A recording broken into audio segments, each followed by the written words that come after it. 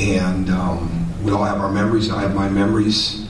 Certainly Indiana fans and Hoosier Nation has their memories, but I think the common theme for a guy like that throughout his career, throughout his business career, his TV career, his coaching career, would be tremendous leader, consummate winner.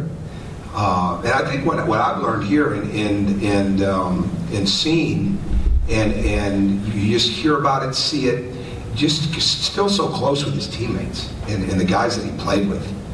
And they don't have to be over here every day for us to know that they got a really close group. And the respect level that group has for one another, I mean, that's what you would hope a championship team would look like. And I think Quinn's got a lot to do with that. So we're extremely happy for him. And I'm sure all of the state of Indiana is, but especially what he did in Indiana basketball. So just a tremendous, tremendous thing. As far as for us getting ready to play, we're excited to be home. I thought our crowd was excellent the other night, and the energy was really good in there, and we've got to have every bit of that tomorrow night when we have the best fans in America, and we've got the best students, and when they're in a fever pitch, everybody sees it, and most importantly, everybody feels it.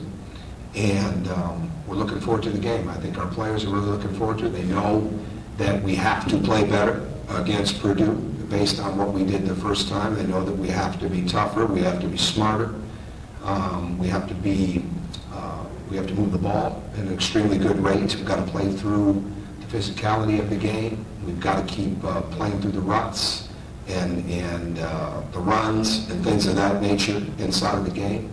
But they're looking forward to playing. And we haven't had a overly long week of practice because we didn't practice a long time yesterday and we didn't go on Monday. And I think it's really important, as I continue to learn as a coach, you got to spend time on your system. Okay, there's no doubt about that, but you can spend so much time on your system that you get away from what's really important. They're going to work on their shots, and we're going to work on their strength.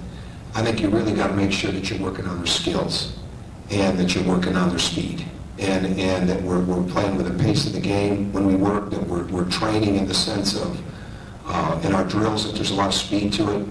And in our skills, it's not just the shooting skills, though those are important, the footwork, all those type of things, but it's the driving, it's the ball handling, it's the cutting and moving without the ball, it's the defensive stances, it's our closeouts, it's all those type of things, and never get away from that. So we try to go through them at a fast pace, but at a very needed pace, and have these guys continue to gain confidence on how much better they can get individually and as a team. And I think that's got as much to do with confidence as anything else, because we're going to need every bit of those skills, energy, toughness, all of that to beat Purdue. But we're looking forward to it. So go ahead.